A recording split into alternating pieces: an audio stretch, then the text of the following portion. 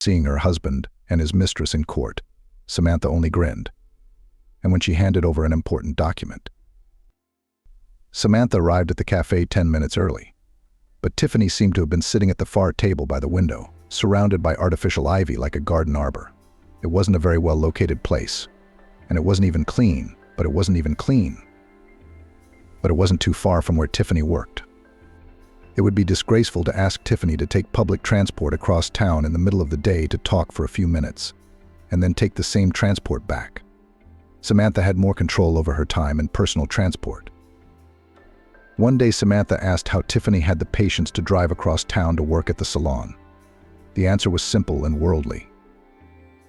The Naples salon is a prestigious and popular place. It has high traffic and good earnings. To get here is a great luck. They won't hire just anyone, so you have to travel. Tiffany proudly called herself a nail technician. Turns out that's a step up from being a nail technician. Samantha was completely far from the rules of this money world, indifferent to glamour and never bothered with the prestige of salons. 2 years ago, a mate had simply recommended Tiffany's to her. Mole, a really nice girl, immediately grasps all the wishes of the client, and she's a real nice person to talk to. Samantha wasn't looking for a chat. She herself liked to chat with a nice person, so after 6 months she and Tiffany switched to you. Samantha just hated being addressed as you. It was only appropriate, she thought, for institutions like schools, police, and customs. The owner of the Naples couldn't know that. But Tiffany had grown in her eyes because of her ability to establish an informal relationship with a customer. In general, Samantha and Tiffany got along very well, although they did not become girlfriends, and they never met outside the salon. Samantha usually bypassed the salon receptionist by simply calling Tiffany and asking her to make an appointment for a convenient time for a pedicure or manicure. It was always fine, no overlaps, so Tiffany never called back. Suddenly yesterday, before Samantha could send the customer the blueprints and think about dinner, there was a call from Tiffany. Samantha, who wasn't going to the salon anytime soon, was surprised. "Hi, Tiffany." An unexpected call. "Didn't you quit your job at Naples? Because suddenly you're notifying your regular clients that you're upgrading to the next level," she said. "Ugh. That doesn't seem very natural," Tiffany laughed. "I'm fine. I just have an important conversation to have. We should definitely get together soon. It won't take you long, but it's very important." "It's not a phone call at all." "What's it about in a nutshell?" "Yeah, it's not a phone conversation," Tiffany confirmed. "I'm working at Naples tomorrow and the day after tomorrow, but I can meet you after work. It'll be 9 at night, though." "Yeah? Well, after work is not an option. Then you'll be like a lemon," Samantha countered. "I just sent my client some thinking material today. He'll spend 2 days thinking about it. And the second order is a long playing one, so I'm still relatively free, and I can come to you during your break." "Well, if it's convenient for you, that's fine. Thank you. Make it 12. I've got a window in my appointment. I'll be waiting at the Allegia on the corner, where all the guys get their coffee." That's where Tiffany was waiting for Samantha under the shade of fake ivy. "How long have you been waiting?" "I thought I got here early." "No, I've been sitting here for 10 minutes. I jumped out early on purpose, just in case someone came in unannounced by the law of dumb luck, and then you'd have to wait for me." "Come on," Samantha grinned conciliatorily.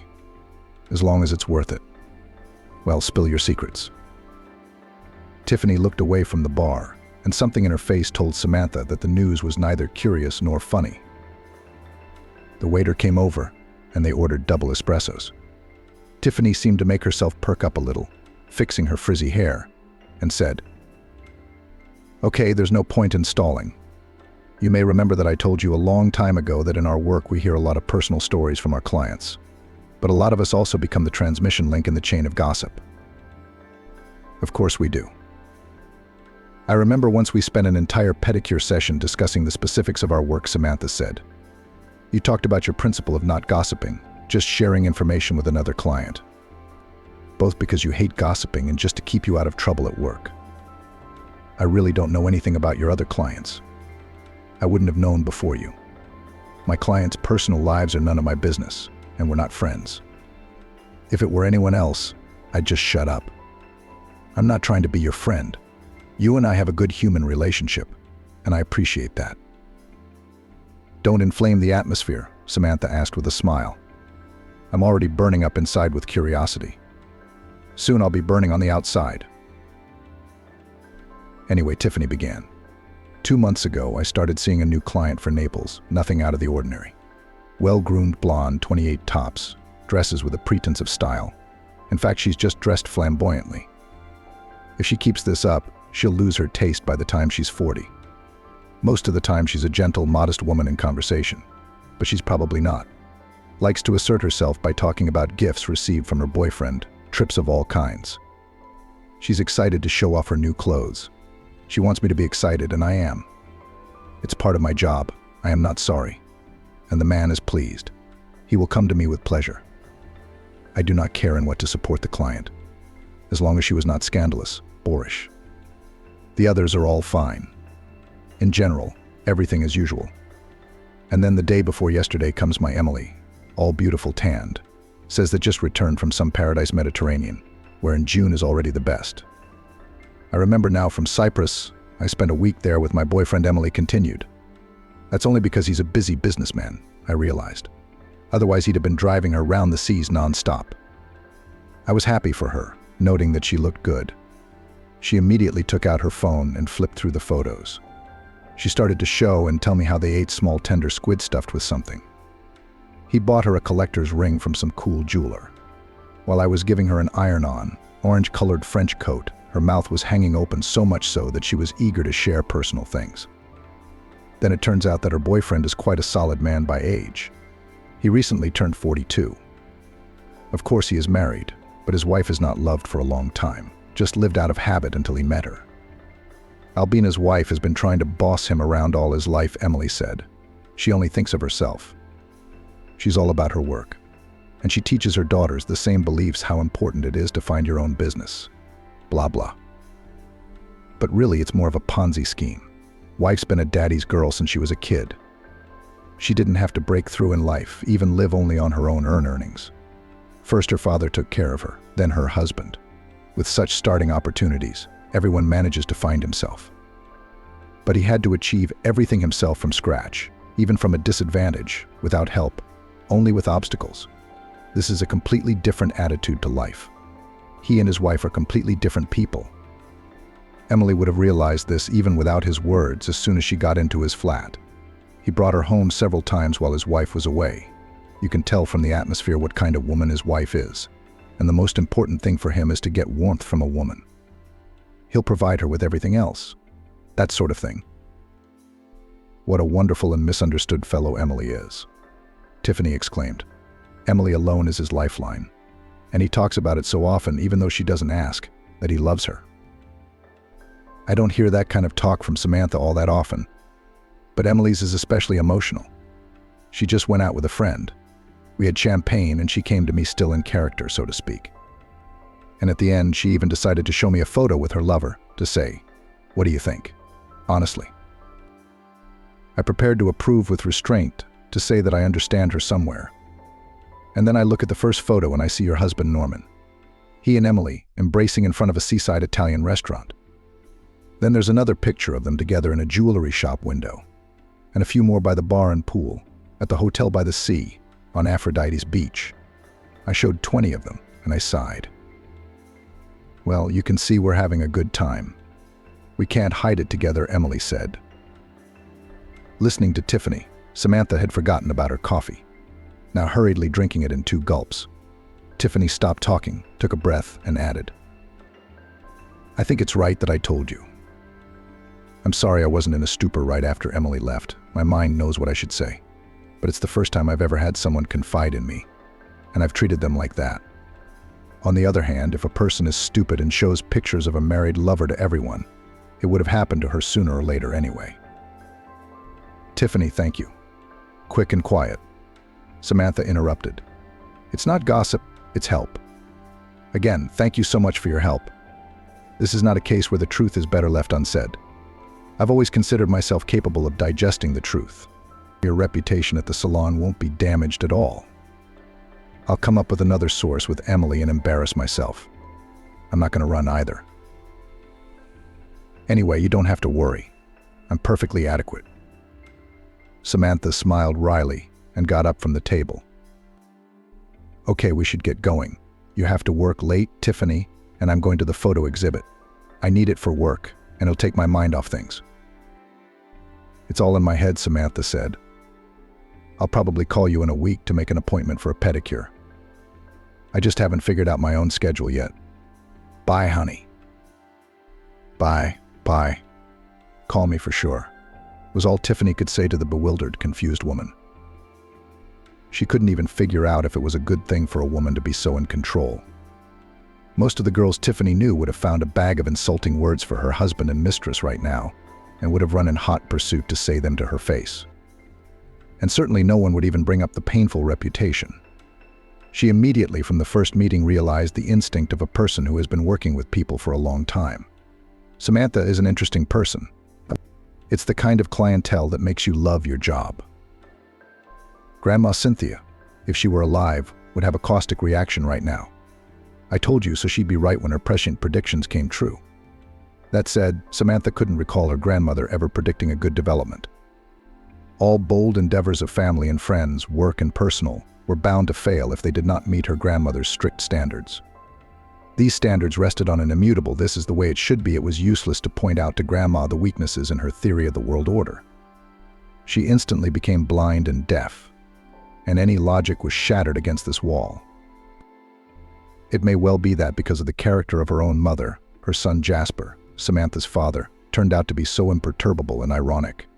Arguing with such a rock as a grandmother can brutally harden one's temper, or, on the contrary, one can realize that arguing with her looks very funny. When Samantha was named Samantha simply because she was born in March, Mom and Dad also liked the name. Grandma's indignation was unbounded. Aren't there enough Russian names? Non-Russian names can only call animals.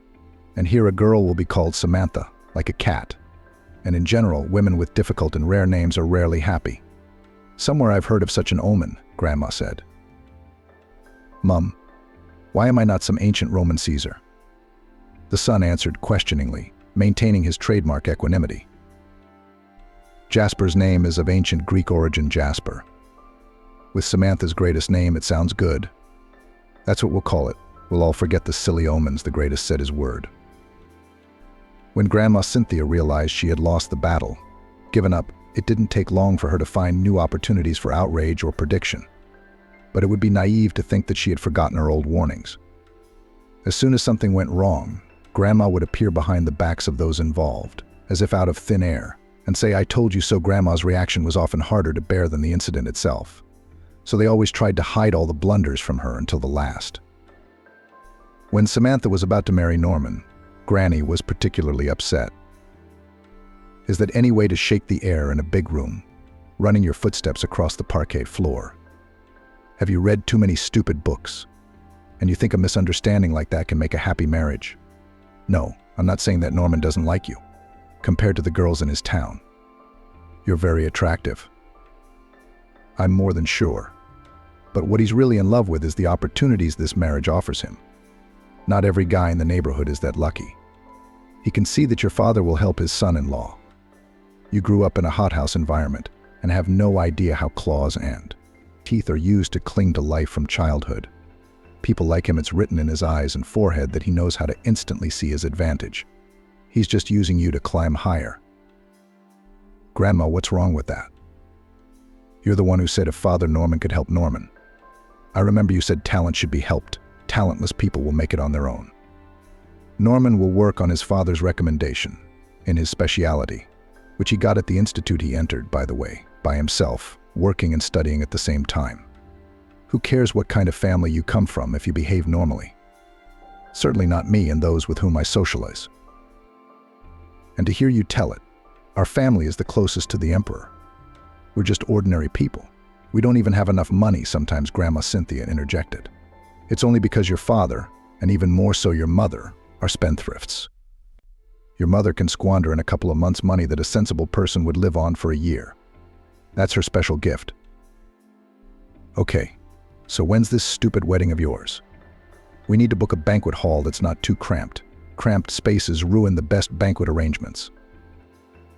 Grandma, we just decided to have a small cafe with just the closest people, a couple of friends on both sides. Grandma's outrage has taken a new turn. Have you forgotten about the family? They're only aunts, people 20. How will you not call them? Weddings and funerals are an occasion to gather the whole family. That's how it's supposed to be. As usual, a month after Samantha and Norman had returned from their wedding journey after a modest, tasteful wedding in a small circle, her grandmother had come to terms with all the blatant violations of order and tradition. But contrary to Samantha's hopes, Grandma Cynthia made an exception for Norman. She had faithfully and devotedly disliked him for the rest of her life. Yes, Grandma, you didn't live to see your triumph. I'd like to think you'd have been more sad for me than pleased with your insight. And Mom didn't live to see it. Or she would have just sympathized. Although there would have been a lot of tears. Samantha went round the exhibition for the third time, stopping at the pictures that made her think better of herself. She was already being eyed suspiciously from her chair by the auntie curator. One way or another, the conversation could not be avoided. One must endure it somehow, just once. But not in this flat. She won't be able to come back here anytime soon. She needs to let the unpleasant emotions settle down a bit. Tonight she'll just go to her father and tell him the truth. And Evelyn's daughter will have to call and tell her. But Evelyn's better off later. Let the daughter's session be over. There's a week left. There are those pesky people who don't live and don't let others live. They're the ones who think it's shameful to want to live a life of pleasure. But the truth is, everybody wants it. It's just that not everyone can do it. So they make up beautiful excuses for themselves. But no one has ever clearly explained why she, Emily, should live like her mother from paycheck to paycheck, always saving money on herself first. No, of course she could want more, but then she'd have to study hard and then work hard. You will pretend that you are interested in the prosperity of other people's uncle's business. Make a career. You will go to the top someday, when you are already tired, exhausted, almost old. In general, without successful parents, still nothing. And there are no guarantees of future prosperity in this case. Therefore, to live in their own pleasure the most reasonable endeavor. But of course, such an opportunity will not appear by itself, but fortunately for girls, has long since invented a proven way generous men. Of course, nowadays generous men are fewer and fewer, but they are not so rare as some losers try to prove. Just need to catch the essence, what exactly a man lacks for happiness, and give it to him. And in return, he will want to take care of you. There's no cheating at all. It's honest. Two people love each other, each gives the other what he can. The girl gives love and tenderness, the man gives care and patronage. There's nothing better than the old classics Emily's ex-boyfriend, with whom she had come to this town, had argued. True, he had said it on a different subject, but it applied to male-female relationships too. Emily's ex-boyfriend Kyle was a musician, gorgeous on both electric and regular guitars. In their sleepy little town, where there was basically nothing to make a decent living on, his earnings were considered even good. The two of them and DJ Andrew were invited to family corporate holidays. Anyone who could pay anything besides the food. A holiday without Kyle and Andrew, as they'd invented to call themselves to warm up the audience, was considered poor. So anyone who wanted to show off their wealth invited the two of them. In the end, Kyle always had money to live on. And his girlfriend, whom he preferred to call Emily, could always count on interesting weekends, gifts and urgent financial help in different situations. Emily's friends were openly jealous, and their boyfriends quietly hated Kyle, compared to whom they usually lost. However, Emily's mother did not approve of her daughter's choice precisely because of the guy's profession. The whole bohemian thing is very unreliable, Mum objected. When life turns into a never-ending holiday, people sew and drink unnoticed, and the girls are always twirling their tails in front of their eyes. A proper man's job would be much more reliable. Yeah, like our dad, Emily rolled her eyes. Of course, in the garages nobody gets drunk, but there's no strength left for girls. And there's no money for them either. It's 100% reliable. Don't be rude to your mother, you owe everything to me and your father. You first at least achieve something, and then, thinking yourself smarter than us, immediately go to shout. Mum would raise her voice. Emily, in such cases, immediately began to cry. It was a win-win. Mum's tears always stopped her daughter crying. She's such a kind person, it's silly not to take advantage of it. "Oh, do what you want," she grumbled pretentiously, instantly lowering the volume. "Your life." Mum was wrong about Matthew. DJ Andrew, on the other hand, was really starting to let his partner down more and more often. When there was money to be made, Kyle was nervous and thinking out loud, sharing his thoughts with Emily. "There's already a dead end here. At first, when I was just a kid, everything was fine, but now I have to move on." "You can't make that much money on your own without a DJ," Kyle thought. "And with Andrew, I don't need anything as long as I get a drink. It's no use talking to him. He just looks at me like I'm an enemy. More and more, I think I should go to a big city. I wouldn't try to work in the capital. But the regional center is the best. I've saved some money. At first, I can rent a flat for 6 months and live, look around, find something. Would you come with me?" Emily wasn't sure if Kyle was asking seriously, but just in case, she rushed to answer. "Don't doubt it for a minute. I'm sure you'll make it work." Emily didn't even want to imagine Kyle going anywhere alone. Then she could forget about him right away, and it wasn't easy to find another guy like him without leaving their town. As she looked through the acquaintances who'd expressed even the slightest interest in her, Emily realized that none of them would make such a beautiful relationship. Everyone had some problems: who helps her mother and father financially, who saves money for large purchases. Life doesn't go on like that. Of course, in the town there were owners of shops and small food production, but they were all family, with children. And the lives of these local stars were closely followed by the town gossip. It wasn't uncommon for the girls Emily had known since childhood to leave to study or work in the big cities. But Emily herself would not dare to go far away from home alone. Of course, to sit all her life in the accounting department of the local motor depot, she did not want to.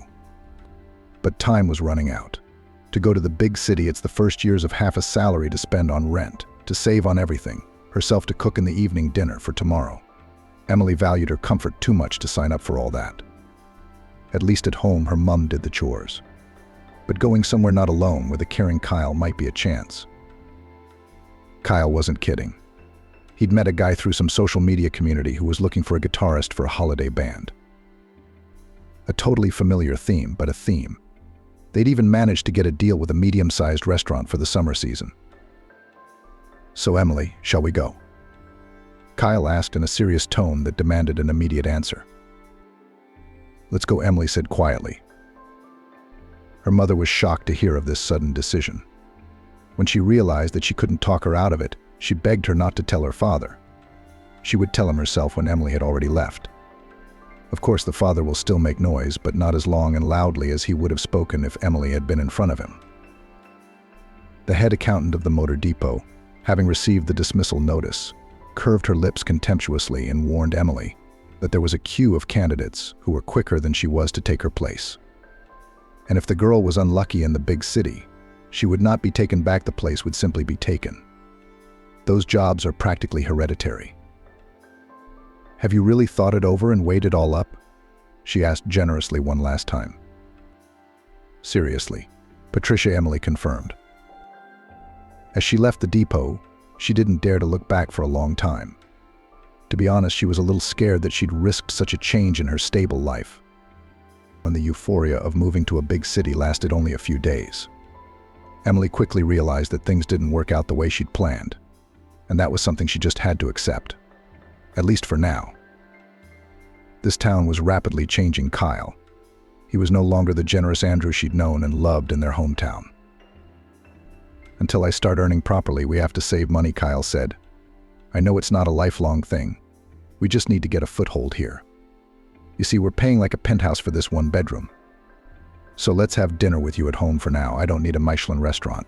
Just some fried potatoes and meat." "You asked me 5 minutes earlier if I had any answers to my CV," Emily reminded him. "Are you telling me that after working in accounting I should also be frying potatoes?" "What do you care?" Kyle said in an honest tone. "When I'm free in the evening, I'll cook. I'm not going to dump all the chores on you. Don't worry, I don't respect men like that myself. If we get a little rich, if we make some money, we'll be back to treating you to more restaurants." I could tell from Kyle's tone that it would only take a couple of months to get rich. In fact, in 6 months, Emily could already compile a whole list of bitter warnings for inexperienced girls who decided to make such a move. She realized wistfully that her life wasn't getting any better.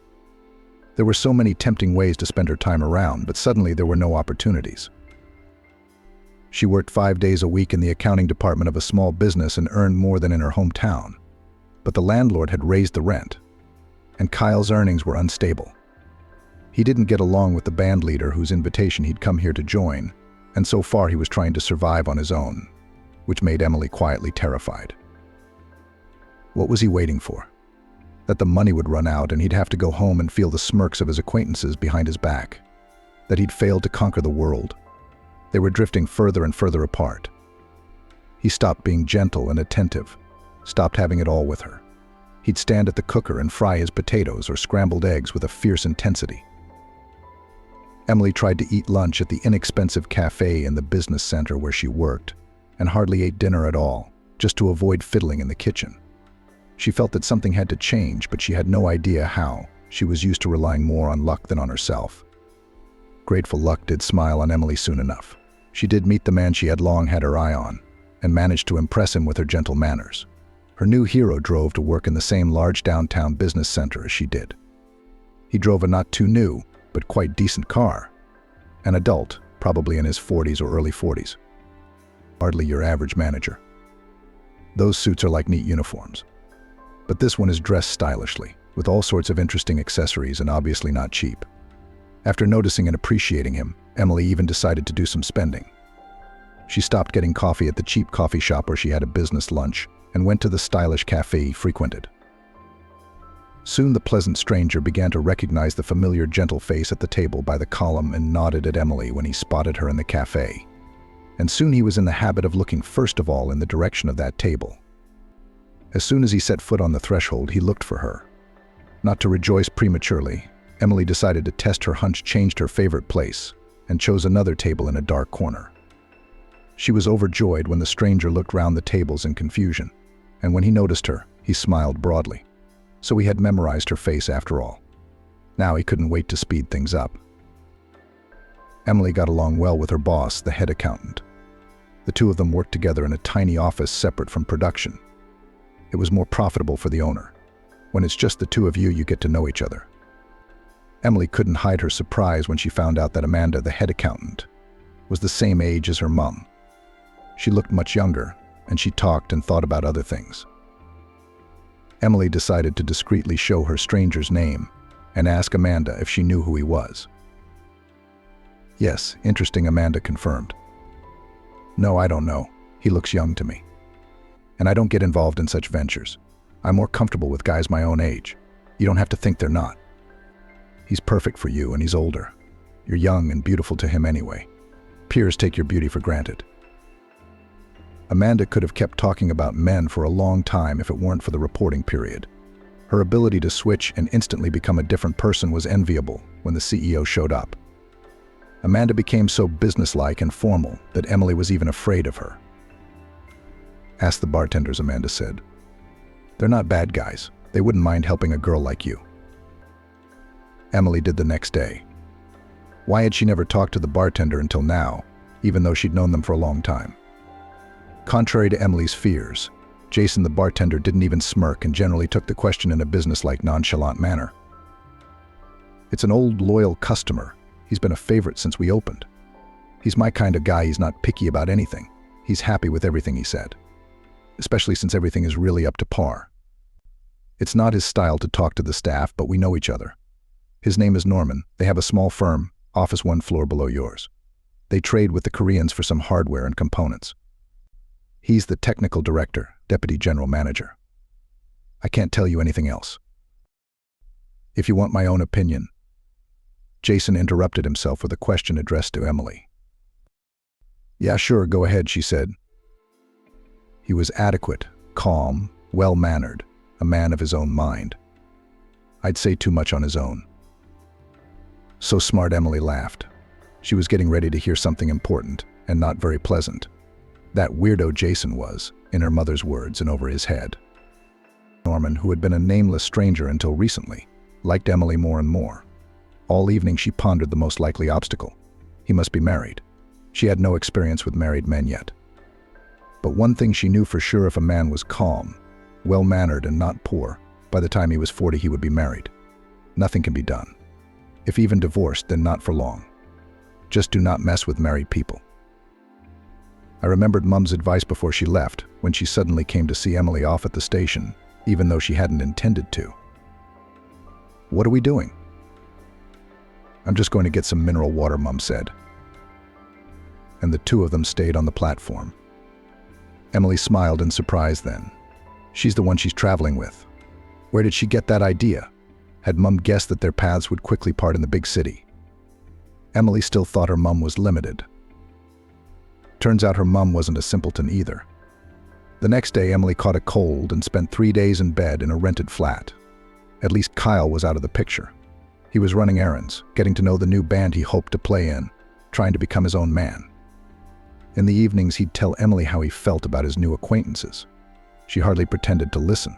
After all, she was sick, and it was hard for her to concentrate. Kyle had to understand that. When she arrived at work, Amanda greeted her with an enigmatic grin and immediately broke the news. "I went to your favorite cafe on Friday for a cup of coffee. It was really good. I'm having a cup of coffee at the counter, and then your Norman comes in, throws out all the tables, finds no one interesting, and it's obvious that he's thinking. And he asks the barman Friday night. It was Marcus. The girl who used to sit at the table by the pillar doesn't come here anymore. And I'm just casually making conversation. I'm a little sick. And your girlfriend? As her boss, I'm very sorry about that. I can tell her that you are too. Maybe she'll get better sooner that way. Her name is Emily, by the way." He smiled at me with a slightly restrained smile and said, "Yes, can you tell her table mates are already worried? Thank you very much." "That's it," my dear Amanda winked at Emily, very pleased with herself.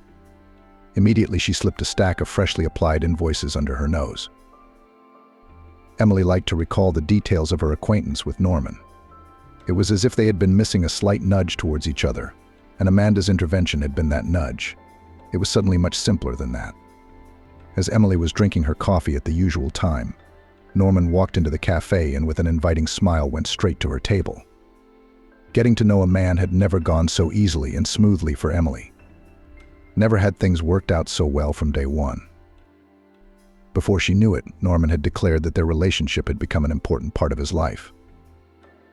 How? Amanda snorted ironically. The wheel of fate had turned. It seemed that this was a rare chance. All Emily had to do was take a little risk. She didn't hesitate for long. No matter how she looked at it, her relationship with Kyle was over. Going home wasn't an option. It'd be like signing off as a loser. That's all the jealousies and rivals waiting to happen. It's already a second-class life there. So Emily informed Kyle that she was moving out of the flat. Emily, Matthew began. I understand that you're tired. I understand that I promised you a bright future, and it turned out the way it did. But I wasn't lying. That's what I thought. Why don't you just calm down and wait a little longer? Things are just starting to come together now. Don't be cranky, please. Can you hear me just a little bit? Or just yourself? As always. Tiredly, with indifferent irritation, Emily asked, who said anything about whimsy? I took the first decent job I could find, and you're going through the motions. In case you haven't noticed, I've been paying for this flat for 2 months now, and you've got nothing. It's fine, Kyle frowned. I told you I was fine with it. You did, you didn't. What difference does it make? Emily interrupted him, bored with the conversation from the start. If you're doing well now, I have nothing to worry about. You'll be able to pay for this place on your own. I found another cheaper place. I'll be fine on my own. Kyle couldn't believe she was serious about leaving. He was used to his Emily not being able to decide anything. She wasn't comfortable living on her own. Emily was a little hurt. It didn't even occur to him that she had found another man.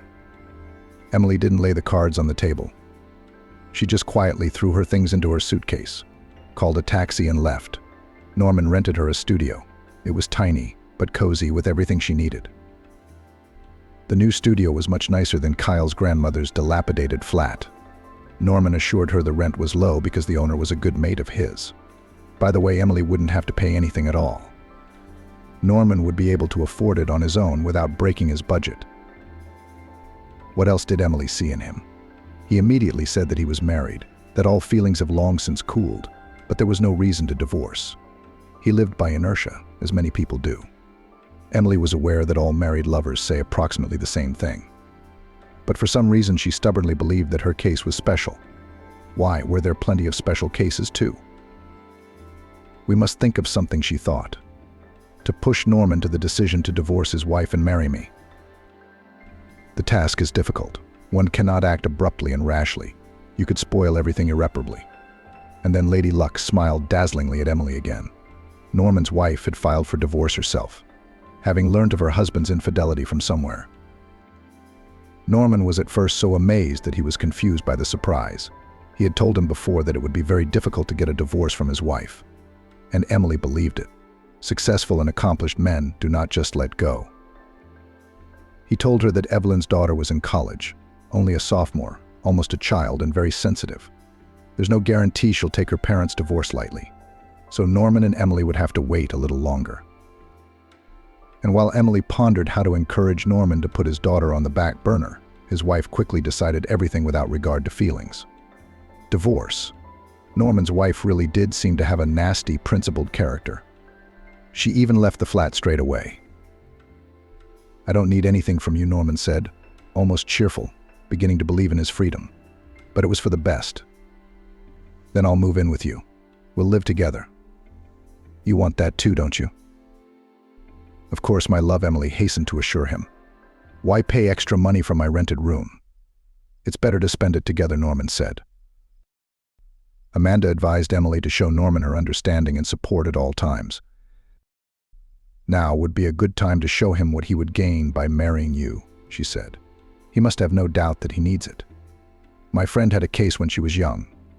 5 years she waited until a married lover deigns to divorce. And he got divorced, and all delays with a new marriage, makes excuses.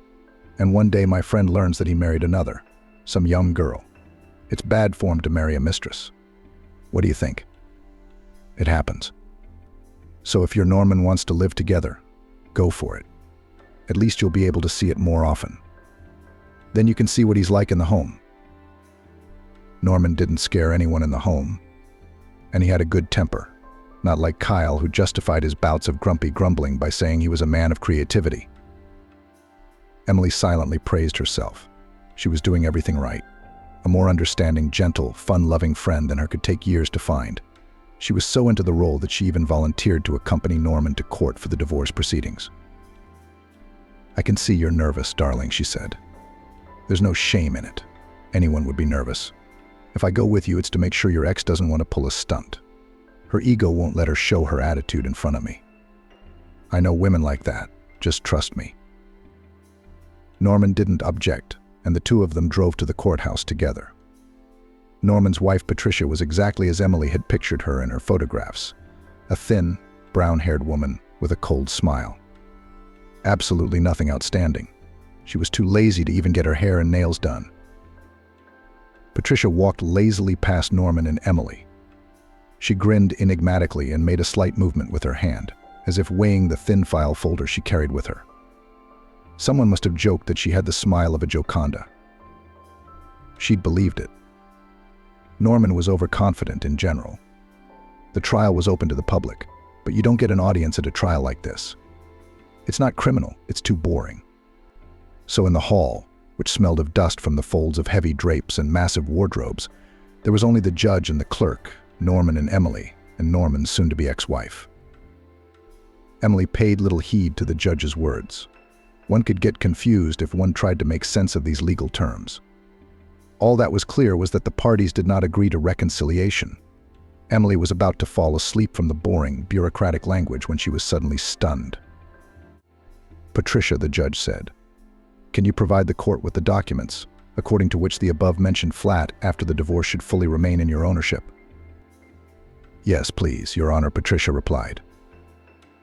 She rose from her chair and with an easy gait, not fidgeting in the least, walked up to the judge and held out the same thin folder Emily had noticed her with when she met him.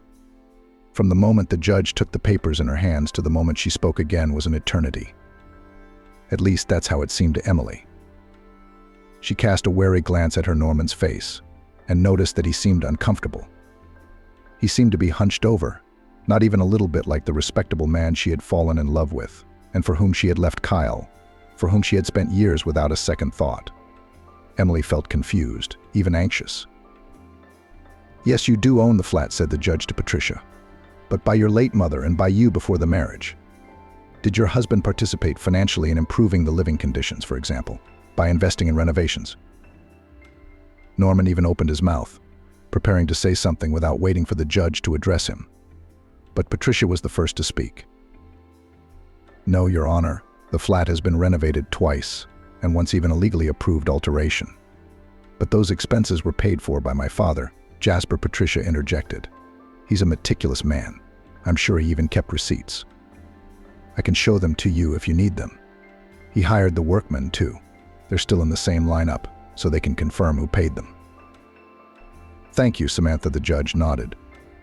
"Norman, to the best of the court's knowledge, the flat where you and your wife lived is not your only residence." "Yes, Your Honor," Norman admitted sullenly. "I did not participate financially in the renovation of my wife's flat because I was saving money for my own property. I hope you realize that I didn't want to feel dependent because my wife came from a fairly well-to-do family. 5 years ago, I purchased a studio flat." "Isn't that the studio you supposedly rented for me?" Emily wanted to interrupt Norman with a question, but not in such an inappropriate place as the court. She would immediately demand from him to clarify the situation. So he was not the breadwinner in this family, but his wife's daddy. And Samantha herself did not look like a helpless young lady. "What a fool you are," Emily, she thought. I wondered how Samantha could have filed for divorce on her own. Anyone would have done it when they had nothing to lose but a philandering husband who'd traded their spouse for a young mistress. I wonder what Norman had in mind with me, that I would accept his true nature and continue to love him as he is. Well, he's a fool, honestly. Where do they get that from, that someone just wants them so much?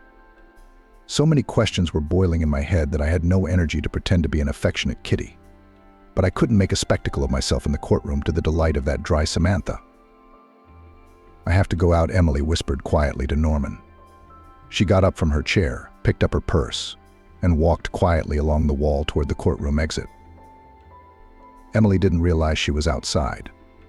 But it was hot. She could suffocate. She wanted cold water, not just to drink, but to pour on her head to cool off. She stood in the middle of the pavement for a few more minutes, and then quickly, almost jogged away from the courthouse.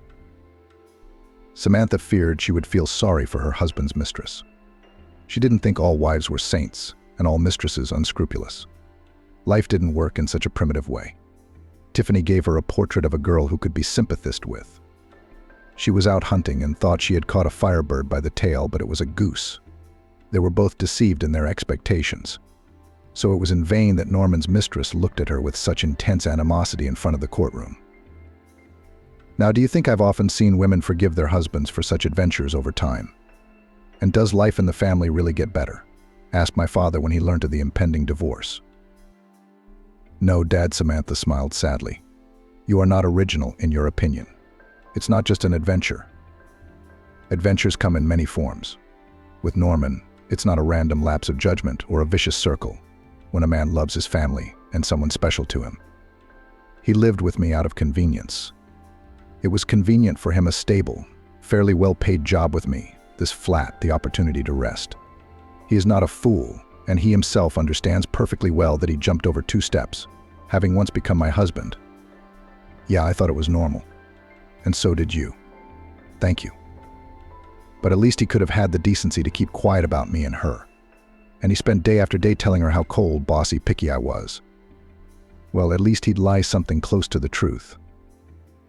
"Yes, indeed, that's low," agreed my father, raising his gray eyebrows and hastily hugging his Samantha. "I'd already said goodbye to Norman the day after you filed for divorce." Of course, Samantha didn't need to know about her father's joyful emotions.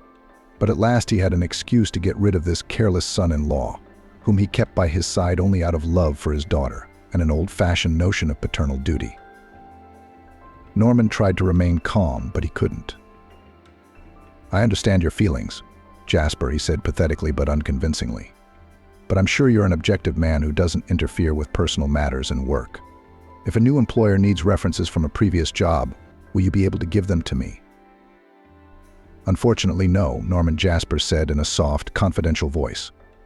I've mixed work and personal so much that I'm disgusted with myself.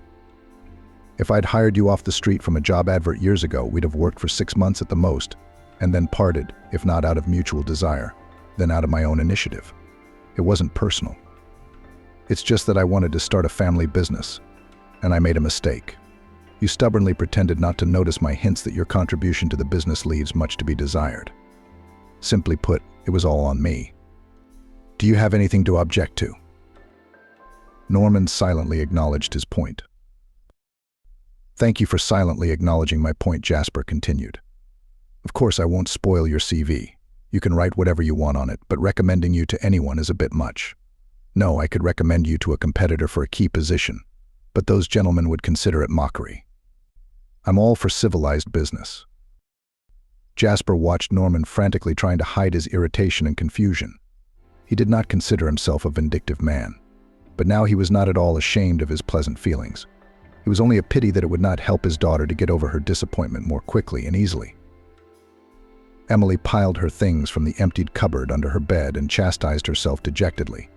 She could have guessed how this was going to end, back when she'd found out Norman had quit his job. Emily hadn't even considered what a wake-up call that was. Norman immediately let his guard down. She should have sat through the meeting instead of running away like a cowardly little fool. Surely she would have found out that her lover was working for his wife or her family. She wouldn't have been surprised at anything after the information about the flat. That's why it's bad luck. Why do you get the wrong people? It was too nice to be wishful thinking, so I got caught. You have to be thorough right away instead of hoping for luck. Apparently, Emily has a complicated relationship with luck. The main thing now was to pack everything, including presents, and slip out of the flat before Norman arrived. He's probably already thought of apologies and plausible excuses, and she might give in to weakness and forgive him. He's so imposing, and they in Cyprus would look on with envy. They're a handsome couple, not many of them, and she's really let herself fall in love without making sure it's safe. She had to run and decide where to go. Emily suddenly flinched. She fiddled with her things. She didn't have time. The key turned inevitably in the keyhole. Emily had time to assume the casual pose in which she had frozen. On the threshold of the room stood the landlady. Norman drove from the process so exhausted that even recalled their long-forgotten labor duty in his parents' vegetable garden planting and digging potatoes. After this process, the same dull fatigue reigned in the body. Yes, he came from the most ordinary family where food was grown in the vegetable garden. You'd think someone would be surprised by that. Yes, every other one of those smooth and sweet gentlemen who know how to dust women's eyes comes from such a family. And Emily's exactly like that herself. Although she pretends to be a carefree glamour girl, they're very much alike in reality, which is why they're so good together. The key is to convince Emily of that now. Losing what's left of her comfortable life and her lover in one day would be too much. He has to find the words to calm her down and convince her to move back to his studio. That wouldn't be hard. Right now she didn't even have a place to sleep anyway. You can't find a suitable rental property in a few hours. In fact, when you don't have connections, nothing gets done quickly. Norman was sure he'd find a suitable job in no time. In any case, by the appointed date of divorce proceedings did not come out. What was on offer was 25 hours a day for the money he was used to, and the amount and content of work he was used to was paid very modestly. Everyone wants to get a lot for a pittance. That's reality. He needs Emily now more than ever to keep him from falling into despair altogether. Once he got a decent job, it would be up to him to figure out how to move on. The door to the flat was closed but not locked. What carelessness, a girl so absent-minded she'd forgotten to lock herself in. Come out whoever you want, take whatever you want. And there's plenty of his stuff to get out before Samantha shows up. Well, at least it was a good thing Emily hadn't thought of disappearing, because women like her were theatrical. Suddenly there was giggling and female voices coming from the kitchen. Forgetting that he was about to take off his shoes, Norman entered the kitchen. The dining table was laden with vases of strawberries, candied fruit, and cakes. Above it all towered a bottle of champagne. Emily and Samantha were snuggled up at the table like old acquaintances. Hello, they said indifferently, without any gloating, and raised their glasses almost simultaneously when they saw Norman in the doorway. To us, the beautiful and wise. Do you recognize us? It was the only thing Norman could think of to ask. Why not? Samantha replied serenely. We are celebrating the day of getting rid of unnecessary ballast. The ballast being me, of course. Okay, you got it. The seed of the wronged woman. I get it. But what's your part in this celebration, pet? I remember telling you my ex-wife was a master at using people for her own ends. So you're very mistaken if you think she sympathizes with you. That's not a skill our Samantha has. She didn't even think to wait for me to pack up and move my stuff out of the flat, and she came here. Couldn't deny herself the pleasure of humiliating me one last time. Unfortunately for you, ex-darling, it doesn't affect me. I can see how it doesn't affect you, Samantha replied almost affably. Thank you for the pleasure. Emily, let's go pack. Norman switched to a businesslike tone, instantly deciding that it was wise to ignore Samantha for now. Emily didn't move from her seat. On the contrary, she sat down, took the largest strawberry from the vase and looked at Norman defiantly. I wonder on what grounds you are ordering me about. You haven't made me an official offer. An invitation to live together is not an offer. And after your lies, I consider myself a free girl. I've already packed my things. I'm talking to the landlady, we're having a nice chat, we understand each other. And you can go about your business. I have no complaints about you. Looking at Norman, Emily wrinkled her nose amusedly, as she did when she saw a spider or a frog. What, are you playing someone else's part? Norman said contemptuously. You were much better suited to your old role. You had some use for it, gifts, traveling. So you're wasting your time, Emily. Don't confuse yourself with Samantha. She's the one who's allowed to show off. She's the brave one. She's the designer because she'll never lose out on her daddy's collateral. You're the ex-girlfriend of a street musician who's going home to her village to count the wages of the forestry workers. You think I'd marry you? Who would marry someone like you? You've got the meter running in your eyes, you only want to get more at a man's expense. You only take advantage of men, and when they take advantage of you, you play innocent. If anyone has the right to accuse me of lying, it's certainly not you. Not even your guitarist will take you back now, Norman continued. I'm sure he's already found someone simpler, with no glamorous pretensions on the spot. Holy, selfless citizen. We've heard more than enough of your speech, Samantha interrupted Norman nonchalantly but loudly. Stay calm. Please collect your things. Samantha spoke to Norman like a boorish, prejudiced teenager. Emily sat silently, chewing strawberries with undisguised gusto and didn't look offended at all, though after all that was said she should have been. Norman imagined how humiliating it would be to rummage through the cupboards, pulling out his trousers and shirts to the giggles from the kitchen. So he simply walked out of the flat, tossing his keys to the floor and slamming the door. A grown man, Samantha snorted, likes all sorts of theatrical gestures. I'm sorry if my idea upset you. I didn't expect him to break up like that. After all, I still thought pretty well of him. I wasn't surprised, Emily said. People like him don't treat any of us with respect. No, I'm no saint myself. He's got a point about the meter. All right, even if he's completely right, but he lied to keep me in line. He's so respectable. I didn't lie to him. I honestly told him who I was, where I was from, what my situation was, and that I needed support and patronage, not paradise in a hut. He knew all that, and now he was offended for some reason. Emily shrugged, trying to keep up Samantha's nonchalance. Let's do me a favor, Samantha reminded her. Thank you, but not everyone would have agreed to stay until he arrived and act so unanimously female.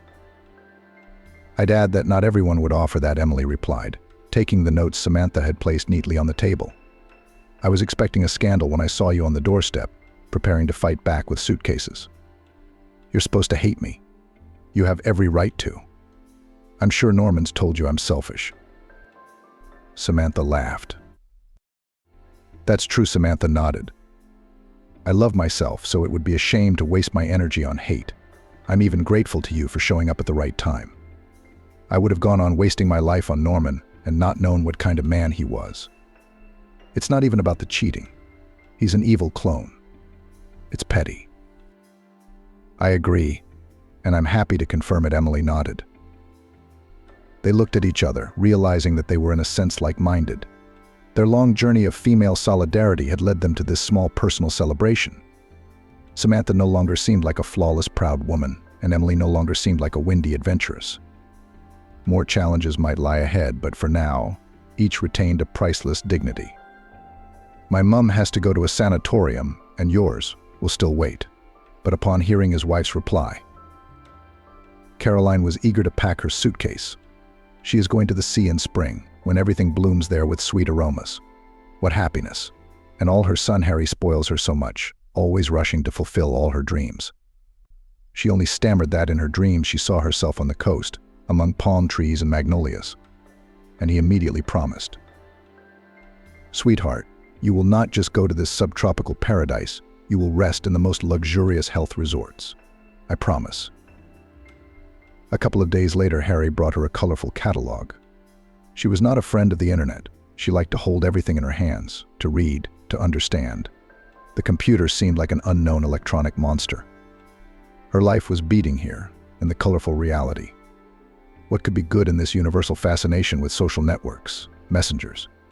She used the phone only for its intended purpose to talk, not to live in it 24 hours a day.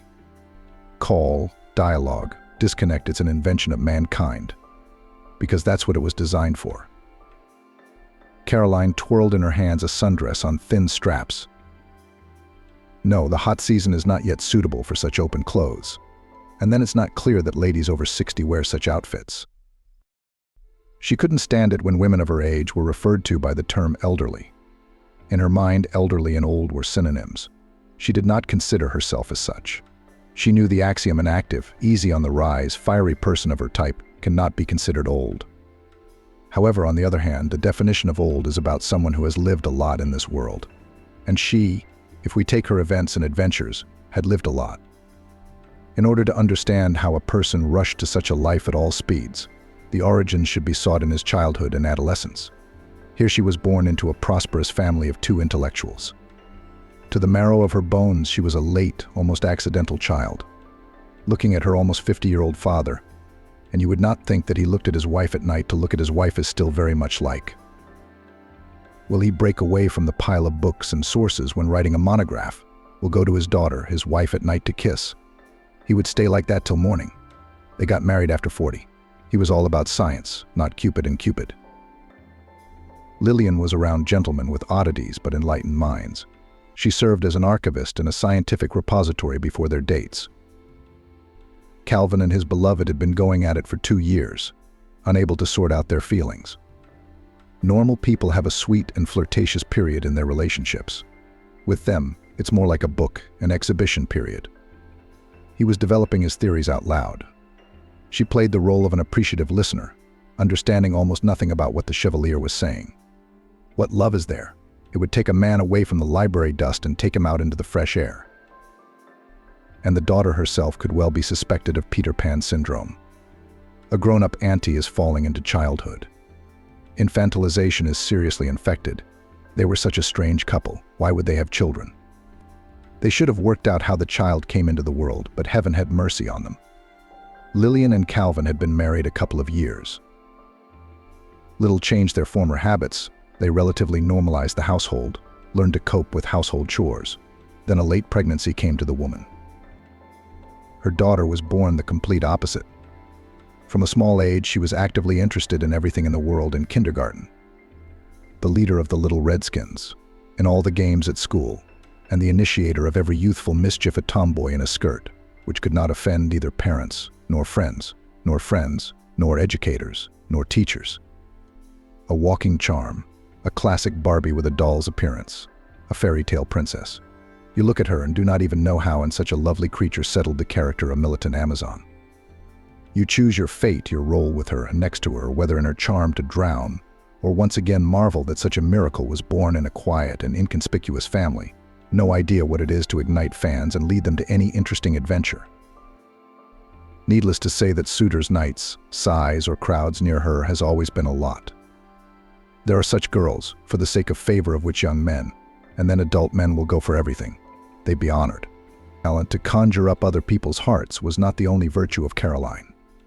She was also able to go through life easily, by the way, without any help. She studied playfully, but did not show any zeal for it. At home, she did every task perfectly. Cooked deliciously, cleaned perfectly, washed and ironed, with one caveat: if she had the will to do so. In her hands, everything argued, but she did it all somehow, by the way, without putting her soul, without touching any strings in the cold heart. One drawback, which the girl did not expose to the public, she still had. She could not and did not want to love anyone. Adoration of parents took for granted. Admiring glances of representatives of the stronger sex either ignored or smiled condescendingly. No first crushes and trembling, sleeplessness about natural sympathy for someone. It seems that the American classic Theodore Dreiser wrote in one of his works that there are people on our planet on whose heart no events can leave even a scratch. Caroline was just such a person. That, however, did not prevent her from being the leader of any local society, from the yard to the student. Divide, conquer, and use, promising nothing to anyone. There was also a means of expressing complete and intense indifference to what was going on around her. Considering that she liked to be the center of the universe and always pulled every blanket to her side, she did not plan to fall from Olympus. But then a newcomer about 5 years older than the rest of the guys on the course appeared on the university course, where Caroline pretended that she was diligently studying economics. Rumor had it that the ex-military man had done his international duty. Tall, statuesque, with indifferent, piercing brown eyes. Cold as an iceberg in the Arctic Ocean. He didn't even think of joining Caroline's entourage, as if he didn't notice her at all. A month after David's appearance at the university, the number of subjects in the personal kingdom of the dream girl had noticeably decreased. Girlfriends melted from his masculine brutality. Guys wanted to be like him in everything. It came to the point that almost no one came to the carnival party in the dormitory on New Year's Eve, which Caroline had invented. David dragged the group into the woods with an overnight stay in tents, in the snow with campfires until almost morning. Everyone returned home thoughtful, as if they had become a bit more grown up. They told with delight about how they roasted boiled sausage on fire, baked potatoes in smoldering coals, and that it was 1,000 times tastier than champagne, tangerines, and chocolates. Closer to the earth, the sky and the stars, closer to something real and painfully familiar. Caroline, true to her traditional ideas in entertainment, their excitement around David's idea was not understood. She couldn't figure out how she was going to alienate the fans from the new kid at all. Angry, she even shouted at her friend Margaret for the first time. "I don't know what you all see in him." Following him around, looking in his mouth. "It's disgusting." Margaret, who had always been obedient, suddenly fought back. "I fell so in love with him that I would go to the ends of the earth. I wanted to follow him to a tent in the snow under the stars. If you fall in love, then we'll talk, Snow Queen. You can't understand me and others. Do you really know how to love?" I'm beginning to doubt it more and more. That's the first time she's ever heard such an accusation. It was not to say that she had been shaken out from under her feet by the words of her loyal friend, but it was extremely unpleasant to be accused of callousness and coldness. She wouldn't call her attitude toward David cold. The guy annoyed the hell out of her. He evoked not admiration, but an incomprehensible anger, something treacherous. She wanted to scratch his face to get rid of the perpetual smirk that appeared when she turned on her prima donna ways. And there can't be two leaders in a course. One of them has to yield to the other, that palm of popularity among fellow students. Caroline is not used to second roles. In her opinion, it was David who had to step into the shadows. But the worst thing was that her rival didn't even seem to realize that there was an unspoken competition between them for the title of the best pack leader. At the winter session, the passion subsided. Everyone diligently passed credits and exams. During the holidays, the whole group decided to go to winter sports camp. Snow, frost, skates on a frozen pond, skis on forest trails, sledges with smooth, low slides. Beauty, you can't think of a better leisure while you are young. The girl was very surprised that David went on holiday with the others. The duty in the wooden huts, where everyone slept, was set according to the schedule in the rooms, according to the principal, girls separately, boys separately. While everyone was out for a walk, someone alone stayed in each hut on the first floor to heat the cooker and prepare a simple lunch and dinner in the improvised kitchen. Caroline would smile at the memory. That small room witnessed the most important novel in her life, hot, dizzy, and unique. That day, David and Caroline were on duty at the camp at the same time. She always managed with household chores at once. Having assessed the available food supplies, she made a complicated dish for dinner. Borscht for young ladies is the very first thing that cannot be cooked from scratch. In the district culinary arsenal, he was an undoubted star. Products for the ideal version were not all available: cabbage only sour. Instead of raw carrots and juicy beetroot, only stewed beef and pork in cans. But it's nothing. An hour later, the aromas wafted through the wooden log cabin, and David thought he was in a fairy tale. He had never dreamed of such domestic perfection in his dormitory. Caroline didn't stop at borscht. She was already preparing pilaf with the same stew. When the smells of the two dishes mingled, David realized that he was giving up. Let this person become the queen of the course again, but at the same time she would treat him first with her delicious dishes. David was not in the habit of knocking on the door of the maiden's domain, so he went in as if it were his own home. At that moment, Caroline was trying to put a large pot of pilaf into the cooker. He was surprised at the contrast that opened up before him. The supposedly poor girl was wielding the kitchen equipment like a master chef. She was very pretty, flushed, satisfied, either with a poker or with a ladle in her delicate female hands. She raised her eyes at him, and in them a piercing blue ice, and sneered through her teeth. What kind of people have come to a woman's house, and to what do you owe such a high guest? His eyes slid to her lips, and he took a few steps towards her and kissed her. And it seemed that at that moment she forgot how to breathe. So delightful was the sensation. David didn't stop there. She didn't resist, completely submitting to his will like an obedient woman who had lost control of herself. The rest happened for her as if in a fog. A little later, David quickly, and in time, helped her to clean herself up. Downstairs in the house, the voices of students returning from their walk could already be heard. Looking into the room, Margaret, Caroline's friend who was in love with him, was greeted by David with words. "We're having a feast for the world tonight. I've boiled potatoes and got a whole pot of pickles from a local granny for everyone. And our beautiful Caroline will feed you with borscht and pilaf. Run and call the boys to the table, and we'll set out plates and spoons." Margaret opened her mouth in amazement. It was their idol who was saying all this now. David called Caroline beautiful and praised her cooking. They were almost secret enemies. Caroline stands there silently, not saying a word. What were they doing here while everyone else was skiing and sledging? Startled by her discovery, Margaret rushed downstairs to call her fellow students for dinner. Caroline and David were silent, not looking at each other until he muttered, "Sorry, I couldn't help myself. I didn't think I'd be your first.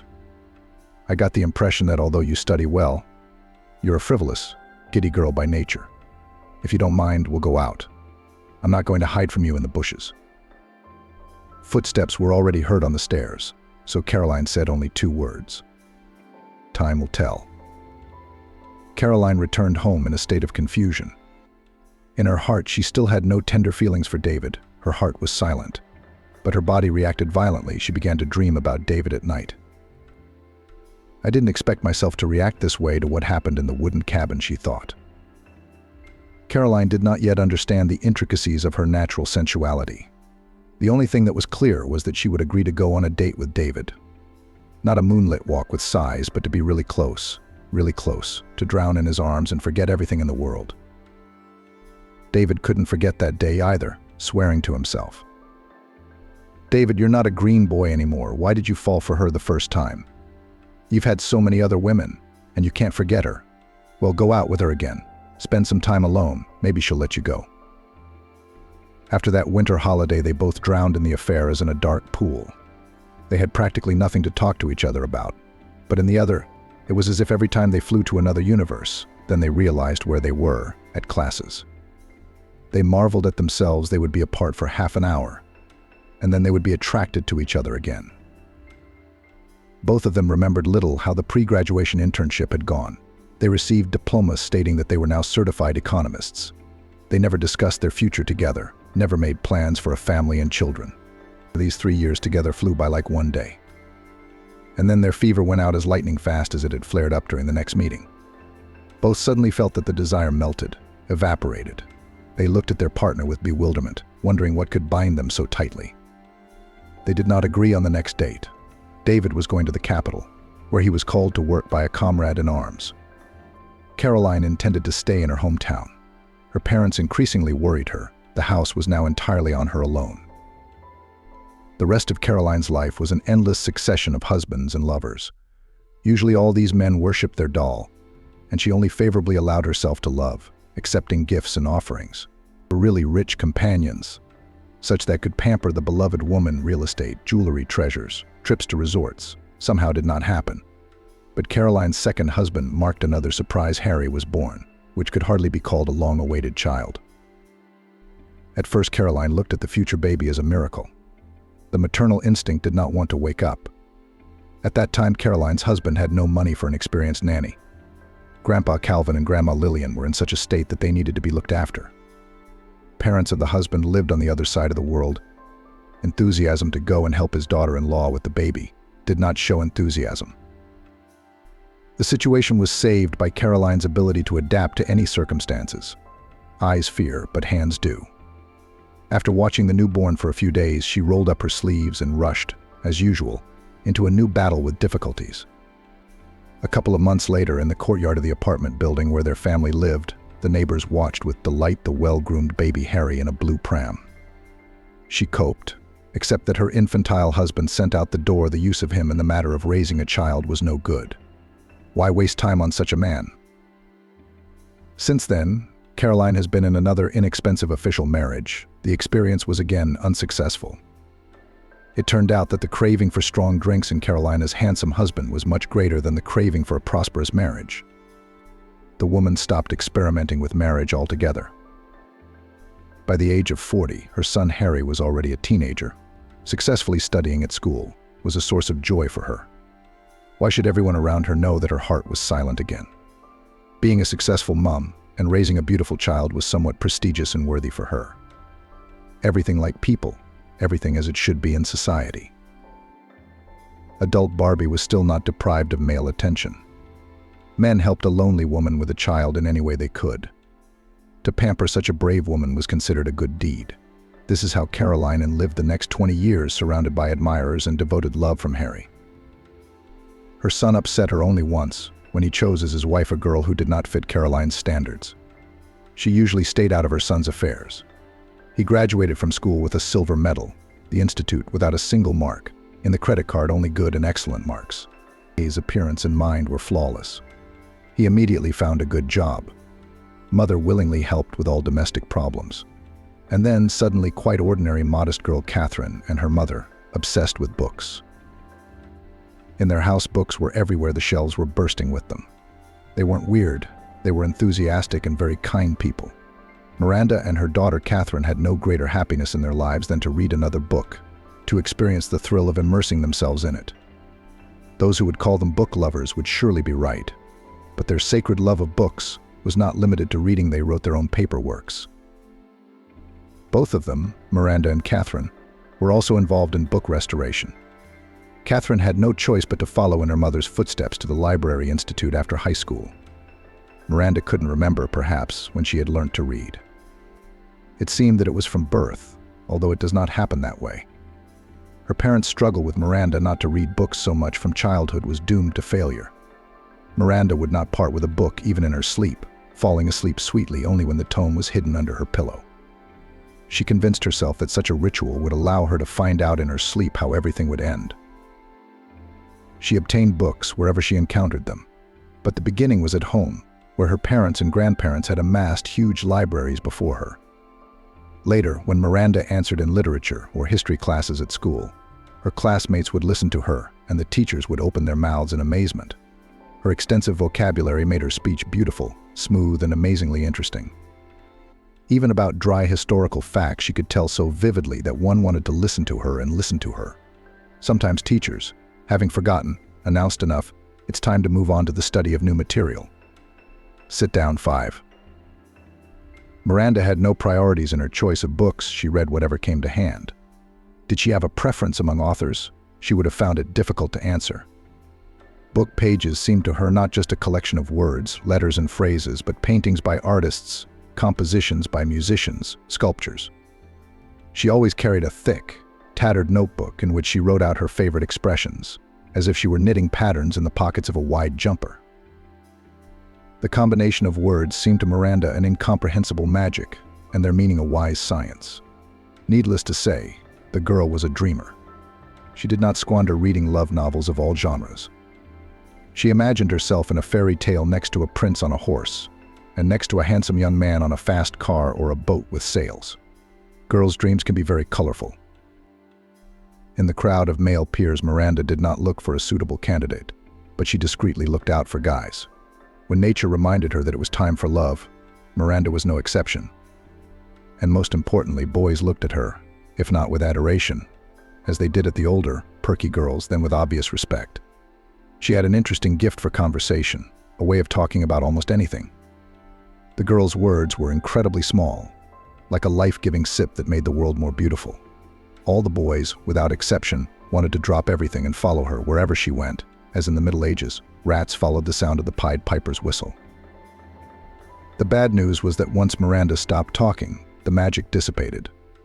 The boys would immediately start looking for a reason, lose interest, and rush about their business.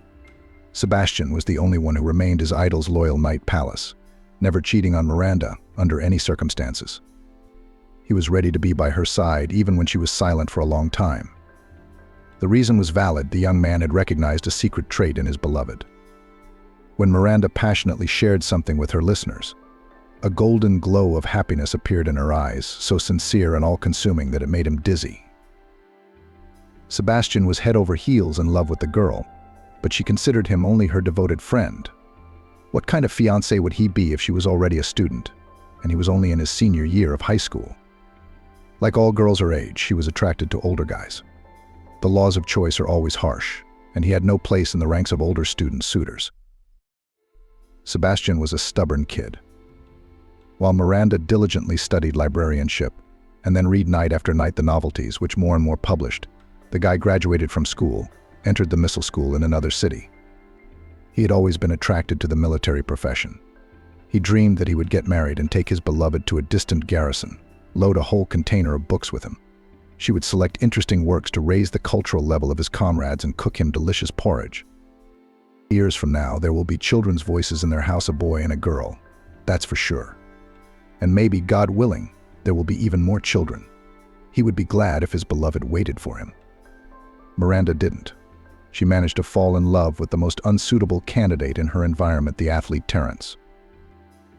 He studied at the institute, in addition to his victories in the ring. The girl a book fairy and a stout with a slightly silly expression on his face, the same couple. But that contrast didn't embarrass Miranda in the least. He could listen to her stories for hours with his mouth open, walking with her around the city, and expressed his admiration for her so clearly and faithfully, as if he saw in her, if not a true goddess of the mind, then exactly her earthly copy. Miranda's memory was excellent. She remembered the content of many fantastic books, and detectives managed not to confuse their plots, and he listened. Terence would run and fret, covering the bench with her t-shirt if it seemed dirty, helping her put on her favorite shoes as if she were infirm and weak enough to tie the laces on her boots. He wouldn't let Miranda go even for a second, but life wasn't just about their meetings. He had to put up with short separations of a few hours. Miranda was in her final year of high school. Terence was 2 years behind. His university coach had praised the boy after several high-profile victories at various competitions. He decided to ensure his future higher education would not be superfluous. Nobody wanted to openly criticize the boy. He has been long and hard engaged in a tough sport since middle school. Frequent trips to training camps and competitions did not allow him to study science and sit behind textbooks. And no one in his family encouraged him to develop mentally. His father, older brother, everyone told him that he would earn much more with his fists than with his brains. He had a certificate with all C's obtained with difficulty. Let's go, bro. To new sporting victories, no doubt about it. Miranda Terence was caught by Cupid's insidious arrow at a student conference. The girl was giving a long report. The guy was in the auditorium from boredom. When slender, collected, ready to strike the imagination of the audience, Miranda rose to the podium. She read her material on a piece of paper for only a couple of minutes, and then, like discharges, her words ran through the rows. She transformed herself, began to improvise.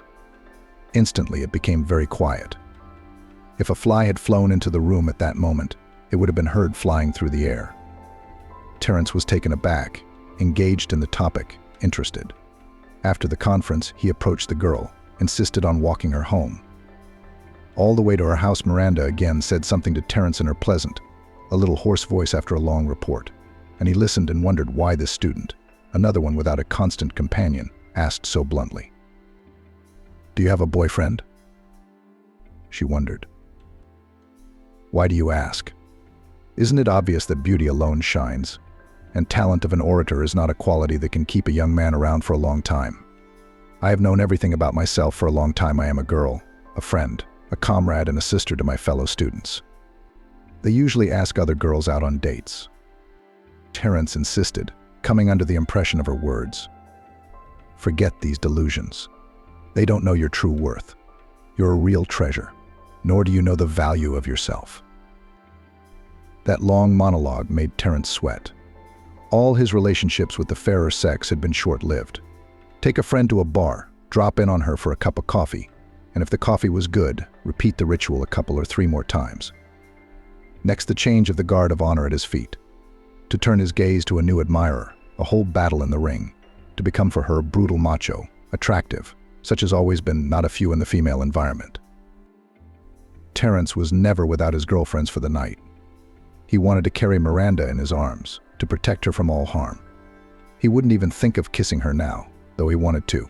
But the girl, as it turned out, was full of surprises. She quite shamelessly rose on tiptoe, looked into his eyes and said, "You're interesting. You're so big and strong. I'm not a weak girl, but we can be friends." "Life is not a fairy tale," she said, punctuating her words with a light kiss on Terence's lips. The young man, experienced in lovemaking, was in heaven at that gesture. He had not expected such a reaction from himself. Suddenly he blushed and asked Miranda, embarrassed, "Tomorrow after class, shall we go to the cinema, or would you rather go for a walk?" "In this weather, we should only go for a walk in the fresh air," was her reply. Miranda pulled the doorknob of the driveway door and disappeared into the darkness. Terence stood outside her house for another 5 minutes, wondering. What was that? Since that wonderful evening, Terence and Miranda had spent almost all their free time together. She had stopped answering Sebastian's letters, which she did not consider a grave sin. Undoubtedly, a military cadet was no longer a snotty high school student. It was the other thing. Her heart was completely occupied by Clumsy, sometimes funny in his impulses, but very devoted to Miranda Terence. It was even hard to say which of the two boys loved her more. The key was that she preferred the kind boxer with strong fists and a warm heart.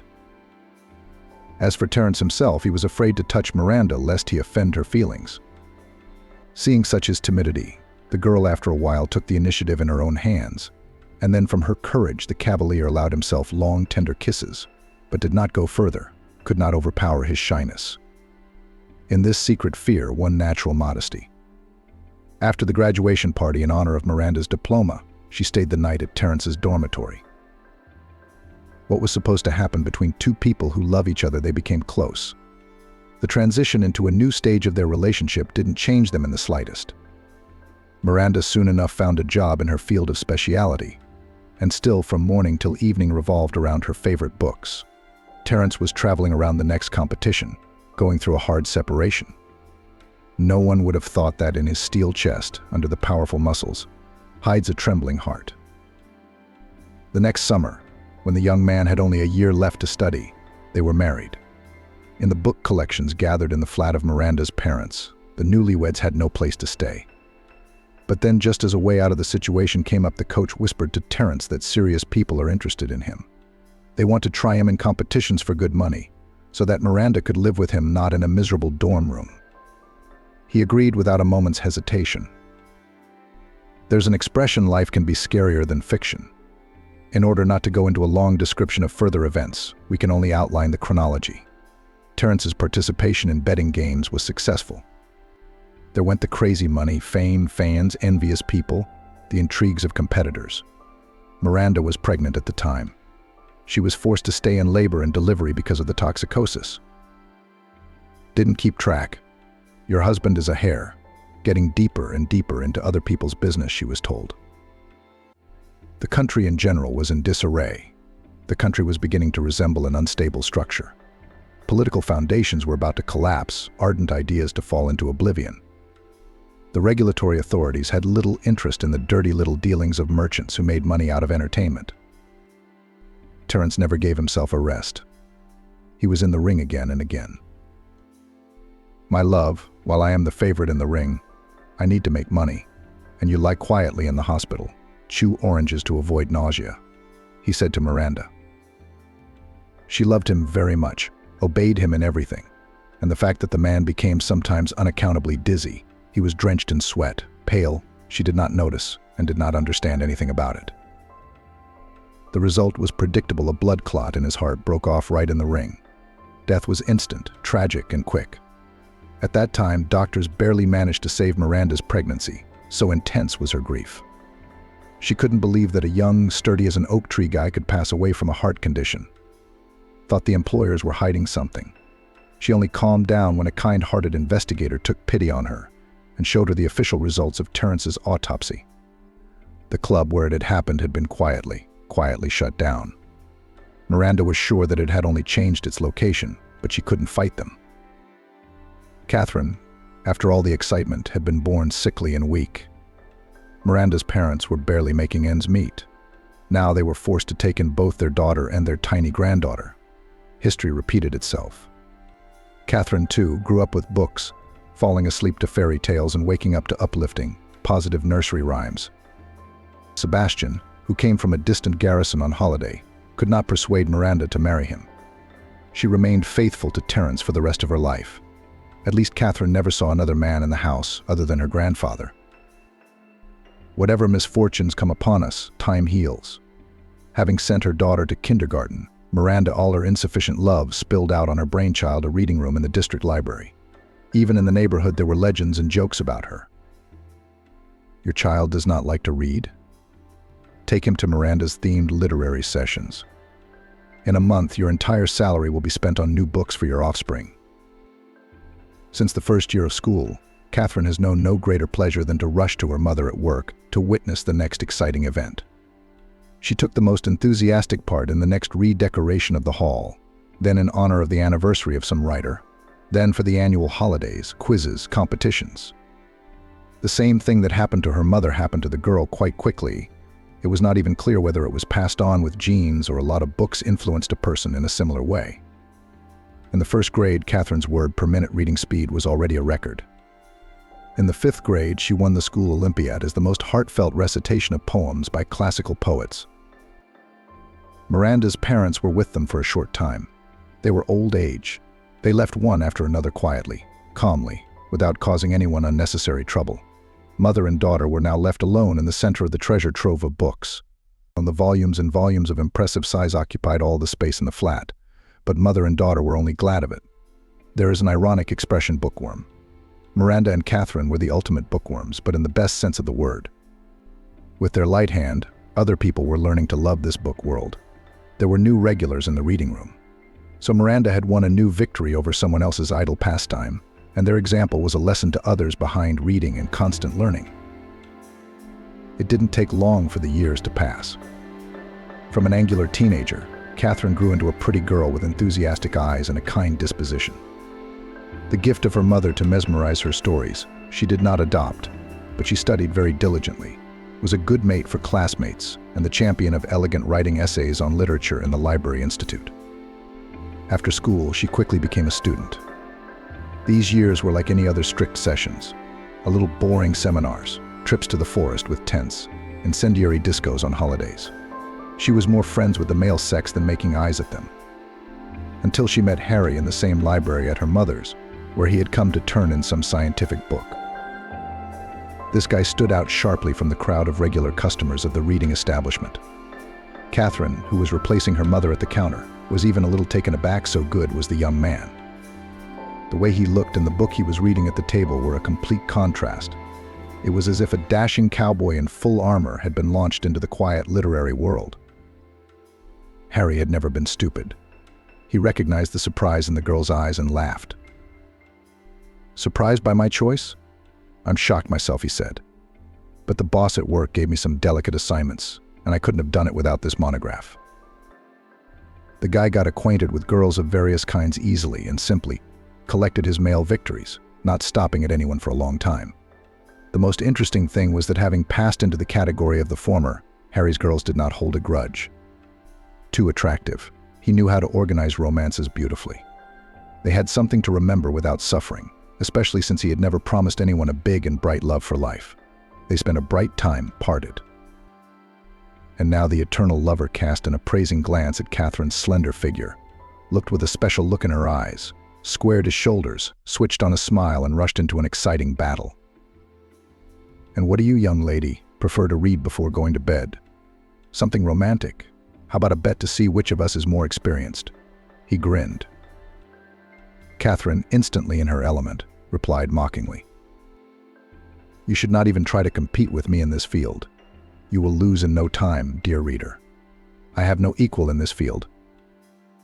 Harry immediately pretended to be amazed and frightened. "I've met a tough opponent, and I'm not used to losing," he laughed. They both laughed. The awkwardness that had lingered between them disappeared. The guy had orientated himself with lightning speed. "And let's go somewhere interesting after your work today. What do you prefer, to sit with a fun company in a bar, go to the cinema or theater? Just drive around the city?" Catherine answered honestly, "None of the above. I like to be at home. Amongst the many books, they are for me the bar, the cinema, and the delights of the streets." Harry deftly changed the mask of a frivolous young man into that of a wise old man. "Don't think me intrusive and impudent. Just take me with you to your book kingdom. At home, we don't have a lot of books on the shelves. I've always wanted to see an extensive home library. To see a house where books live," Harry said. His request made Catherine a little embarrassed, but she got over her thoughts and feelings quickly. "No problem. Mum and I had other plans for tonight, but tomorrow is tomorrow. I'll write you our address now. You owe me a cake. We owe you a cozy journey into the world of books. I hope you don't mind buying sweets for tea?" Harry was taken aback. This almost unknown girl so easily invites a stranger to her house. How naive and direct, almost adventurous. Some flame of excitement lit up inside him. Now he had no doubt that he would continue this acquaintance. Catherine saw nothing wrong in her invitation. She was completely charmed by her new acquaintance, and she was somehow sure that he would never do her anything wrong, would not act reprehensible. Time showed that she was not mistaken. With Harry there was the same mishap, which is usually said, and on the old woman there is bad luck. Famous heartbreaker got a tough nut, but not in the sense that Catherine became for him an impregnable fortress. In relations with women, everything is much simpler. It was the first time he really fell in love. He didn't want to conquer, he wanted to spoil. Before that in his life, there was only one woman for whom he was ready to become a slave, a servant, or a support, his mother. Caroline was his absolute idol. She herself raised him, she herself gave him an education, she herself taught him wisdom. And, to give credit, always did it wisely and unobtrusively. He saw his future wife as an absolute copy of his mother. He assumed that a real woman always becomes for a man, if not a goddess, then at least his queen. Her wish is law, the fulfillment of her dreams is duty and joy. Do not jump to conclusions that Harry grew up mama's boy. It is not quite so. In matters of choice of friends, girls, entertainment, he did not think to ask his mother for advice. Harry's life unfolded as he pleased. His hard work was in a different direction. If Caroline suddenly needed anything, he would go out of his way to fulfill her every whim. If his mother did not have enough money for something, and she wanted it, Harry could even take on the job of unloading and loading wagons at the railway station at night. It was a far cry from his profession as a lawyer, but he built up a successful career slowly. He did not reach great heights in this field, contented himself with the position of a small clerk in a law office with the prospect of eventually growing from an assistant lawyer to an active, well-paid lawyer. The news that Harry was going to marry a book girl, as Caroline immediately dubbed her future daughter-in-law, shocked the future mother-in-law. She was well aware that sooner or later her son will want to start a family. But such a choice, this is absurd, a mistake, a delusion. However, all her exhortations were in vain. After the first visit to the bookhouse, Harry was smitten, subdued, happy. Everything with him and Catherine was like a written script. They met, fell in love, married. Wedding played a modest. 5 years later, they became the parents of 2 babies. Even to live, Harry moved to the kingdom of books.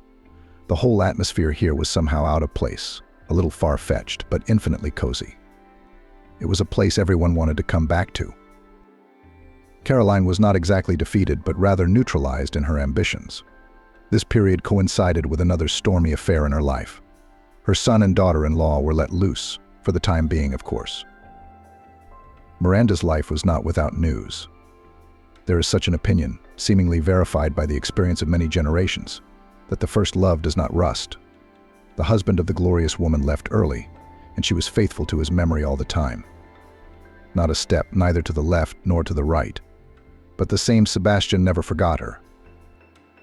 Having served his time in distant garrisons, having also buried his wife, the man returned to his hometown. Sebastian decided to look for his Caroline, as he just happened to attend a literary evening in her library. He listened to the woman, captivated by her stories, mesmerized. He sighed heavily and realized that he and his wife had lived a friendly life. They raised their children, waited for their grandchildren, and all this time the former feeling was slumbering in their souls. Hearing the sounds of the magic voice, Sebastian tensed up, forgetting everything in the world. It was as if a light had been switched on inside him again. He didn't dare approach Miranda that day, because she had turned him down so many times. He didn't want to dampen his mood right away. Miranda herself didn't care about anyone or anything. She had recently learned that she was ill, and the diagnosis was worse than ever: oncology. The doctors were reassuring. "Why are you so sad? In your case, it is still quite possible to do surgery, completely cured. True, in our city there is no one to take on your case, but in the capitals, be it Washington or New York, such surgical interventions are already put on the stream." Miranda immediately asked, "This operation is paid?" The doctor readily explained, "There are different options. If you get in the queue for a quota, pass a full examination competently and quickly, get the appropriate referral, you can do without money. Perhaps you will have time for everything. I would not take such a risk. It is not known how your organism will behave, how malignant cells will multiply and grow. The paid version of the surgery is a more hopeful prospect." Stunned by her diagnosis, the woman waved her hands. "But such surgeries, hospital stays, probably cost a lot of money?" To which the doctor replied gravely, "Not more expensive than life, my dear. These are not sums that could not be collected if a person works. Payment in full is made through the cashier's office on a firm price list. You can find out all the details on the official website of the hospital if you choose that option." Miranda returned home, all doubtful. Harry and Catherine aren't rich. Even with her salary as a librarian, it would take months to pay for the trip. Her mind raced with thoughts. To tell or not to tell the children. She wasn't Caroline to demand fulfillment at any cost, and their children weren't goldfish. Miranda had only recently stopped marveling at the fact that Harry and Catherine were still together, loving their children and their mothers. Bringing the representatives of 2 such different worlds together is akin to doom, to failure. Caroline, in the rare moments when they did meet Miranda at their grandchildren's birthdays, said that Miranda had her quirks, but she was not in the clouds. She had everything going right in her life, something to envy. So they remained each with their own views on life and their own opinions. Fortunately, it was not necessary to cross paths often. They exchanged pleasantries and then parted again for a long time. Miranda could not keep the news of her illness inside her for long. A couple of days after the visit to the doctor, she told her daughter everything, taking her word that she would not say anything to Harry for the time being. Well, husband and wife won Satan. She spent almost the whole night from side to side. Catherine couldn't stand it, so she woke David up. She just blurted it out to him in one fell swoop. "I'm going to save Mummy at any cost. We'll check the Washington or New York clinic website tomorrow. New York is closer to us, but we'll choose the one that's willing to take care of Mummy's problem without delay." Until morning, David stroked his wife's sobbing shoulders and whispered in her ear, "Calm down, darling. We've saved up some money for the holiday. I have to get a bonus from the chief. I realize it's not enough, but we'll think of something else. Trust me, my dear, everything will work out." A day later, Catherine had already called all the clinics that performed this type of surgery. The price in them turned out to be similar, not small. But she was assured everywhere sent the results of analyses, albeit still preliminary, were encouraging. Miranda was given a fortnight to pack, prepare, and put everything in order. Her daughter confided to her that Harry was already aware of the upcoming operation. Harry fully supported Catherine's decision to be with her mum for as long as it took. Miranda went to work. Strangely enough, her fears and doubts kept her going. Does she have the right to burden her daughter and son-in-law with expenses? Will they not be able to go on holiday with the children this summer? What a shame. Where does shame? Where do all these diseases come from? Dividing a person's life into a time of ignorance, an illness, and a time after recognition. Terrible news. How many thoughts immediately come to mind? What if the operation does not work? What if the children's money will be wasted? She made her way home with slow steps and a heavy heart. Darkness and emptiness, how uncomfortable it all felt. Harry was about to have a difficult conversation with his mother about the indefinite postponement of the seaside trip to the sanatorium. He had never yet refused her whims. He didn't steal money for them from the family, so to speak. He sometimes withheld additional fees. Now he was going to use the bonus he was entitled to for Caroline's trip, but Miranda needed the money more than that. After all, this was not about entertainment, but about life. After hearing all his arguments in favor of the operation, Caroline became furious. Are you crazy? Or have you forgotten? I'm your mother, not her. She'll wait for the quota. She'll be patient. She'll wait for the quota. I don't want to throw that kind of money down the drain. The others are all fine. In general, everything as usual. And then the day before yesterday comes my Emily, all beautiful tanned, says that just returned from some paradise Mediterranean, where in June is already the best. I remember now from Cyprus, I spent a week there with my boyfriend. Emily continued. That's only because he's a busy businessman, I realized. Otherwise he'd have been driving her round the seas non-stop. I was happy for her, noting that she looked good. She immediately took out her phone and flipped through the photos. She started to show and tell me how they ate small tender squid stuffed with something. He bought her a collector's ring from some cool jeweler. While I was giving her an iron-on, orange-colored French coat, her mouth was hanging open, so much so that she was eager to share personal things. Then it turns out that her boyfriend is quite a solid man by age. He recently turned 42. Of course he is married, but his wife has not loved for a long time, just lived out of habit until he met her.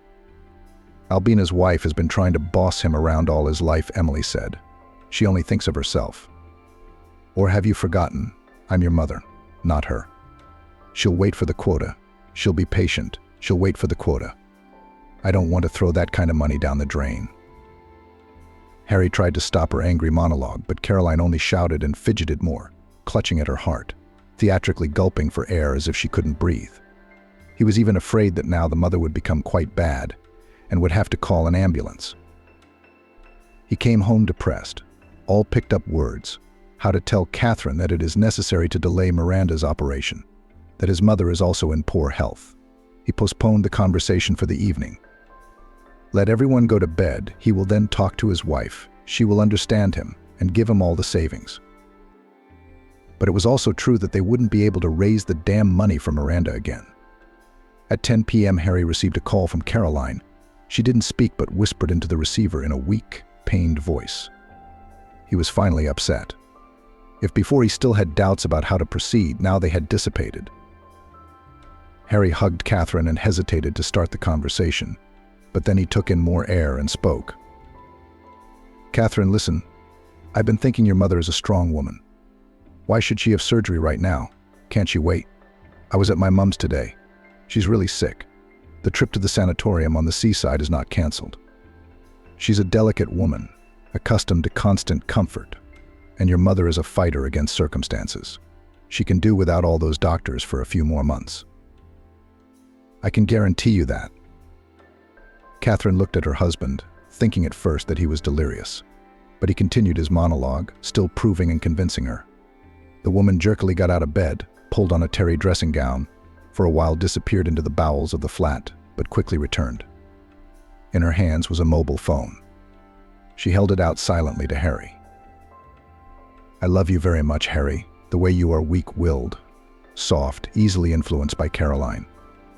You never became a well-earning husband during our life together, which is what other women are so attracted to in men. Click on the audio tape I brought you. God knows I wouldn't want you to ever hear it, but without it, you're unlikely to believe me. Now you're going to hear me, you sneaky man, so be it. I've been gathering this collection of mine for a long time, and then I've edited it into the whole thing. You switch it on, you'll understand everything now. Harry pressed the start button on the menu and listened, immediately recognizing his mother's voice. Miranda, what maternal love? What are you talking about? My Harry, he's a slob, he's a wimp, he's plasticine. You can mold him into anything you want. You have Catherine, a girl with character, and my son, loser, though I do not like all these modern slang words, but more accurately and cannot say. There was a hiss on the speaker. Then the next tape came on. Catherine, don't tell me how to treat my son. You can treat him any way you want, but for me, he's a source of fulfillment. A workhorse, an eternally indebted son, who doesn't even realize that I'm manipulating him all the time.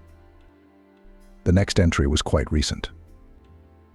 Miranda, I'm bored. It's spring, and I wish Harry would send me to a sanatorium to stretch my bones. I've been sitting at home, I've got to find out what his fee's worth. I'll pretend to be sick and weak, and he'll swim away, like he always does. Harry listened to all this and couldn't believe his ears. He turned sharply to his wife. Where did you dig all this up, Catherine? I didn't expect something like this from you. You're a homegrown sterlitz. It's simple, Harry. These aren't Caroline's first revelations about you. I thought I'd put them all together. I wanted to talk to her one more time about how you can't be so patronizing and uncaring about your son, that you're a living person, that you're actually kind, warm-hearted, and love her very much. You know that she rarely comes to our house, but if she does, she does not deny herself a drink. It's after a few glasses of wine that all these confessions usually start. You're busy with something else, you don't participate in our women's gatherings, and after the guests leave. At first I just listened and didn't write anything down, but then I decided that I had to put her in her place. That you can't treat her like that. That she is like a disease for you. You decide for yourself how to live with it and what to do, but I won't give her money for the sanatorium. That's enough. In the middle of the night in the early spring, Harry threw on only a light jacket and went out into the cold darkness. His soul ached so much that he felt as if he were dying of grief, the same grief that one feels when one buries one's parents, when there is only longing for them and dark hopelessness ahead. He knocked on the door of Caroline's flat in the morning, and she was unprepared for his visit. Caroline met him in expensive silk pajamas with a layer of nourishing cream on her face. Behind her, she could see the bedroom, the realm of nightly rest. The superintendent asked irritably from the threshold, "Did you bring money for my trip?" This dried herring agreed that my health should be improved first, and then her operation should be dealt with. No, Harry answered her confidently, "That's not what I came to tell you. Mind you, I am no longer sick with boundless filial love for you. An end to this unnecessary affliction, an end to all my futile endeavors to try to be necessary and important to you. Miranda will go to New York for the operation because she, not you, was my real second mother, and now she will be my first. Live your life as you know how. Only call me if something serious actually happens to you, without lying. I'm not a monster, I'll help you, but I'll never give you another piece of my heart. Instead, I have ash, emptiness, ashes there now. It's your handiwork." Harry slammed the door. Caroline was left utterly bewildered. She thought snidely, "Where are you going to go? You'll come crawling back in a couple of days." But he did not come, not in 2 days, not in a week, not in a month, not in a year. The phone, which she now carried everywhere with her, was silent. What if her son called? His footsteps did not sound in the entrance. No one hurried to take her dreams right off the tip of her tongue and try to fulfill them. She spent her life alone, a snow queen with a cold heart and royal pretensions. Well, that was her choice and her current fate. The lights in Miranda's room were dimmed. It had been 2 weeks since the surgery. Miranda had long since proudly walked down the corridor with her daughter or son-in-law at her side. Everything had gone as it should. The doctors claimed the process had been stopped in time. Miranda had a natural question. With whom did the children leave their grandchildren at home? Did Caroline sacrifice her comfort and personal freedom? Harry and Catherine looked at each other conspiratorially. Then Catherine confessed. "Mummy, don't you start grumbling, much less wondering and swearing. We have a very nice man helping us out. He took care of the kids for us. I think they are in safe and decent hands waiting for us from Los Angeles." Harry complimented his wife. "When you and Catherine left, I was at home with the kids doing homework, and then someone timidly rang the doorbell. I opened the door and there was a fit man with a colorful bouquet of flowers and a large cake. 'He's asking for you, Mum.' I asked him who he was, of course, and he told me in no uncertain terms that he's loved you all his life. So he decided to come to our house for a visit. I believed him right away, but he just kept repeating and repeating how you were at university, and he watched you from behind a lilac bush, how you were walking home from class, taking bites out of your baguette." Miranda smiled softly, thinking, "Oh, Sebastian found me after all these years and immediately offered his hands, his help. It wasn't my fault that I loved someone else so much. We can be friends now." Having been in heaven mentally before the operation, she began to look at many things differently. They say that we are only given life once. It's a misconception. We die once and life is given to us daily, over and over again. The only question is who uses it and how. Herein lies the basic grain of being.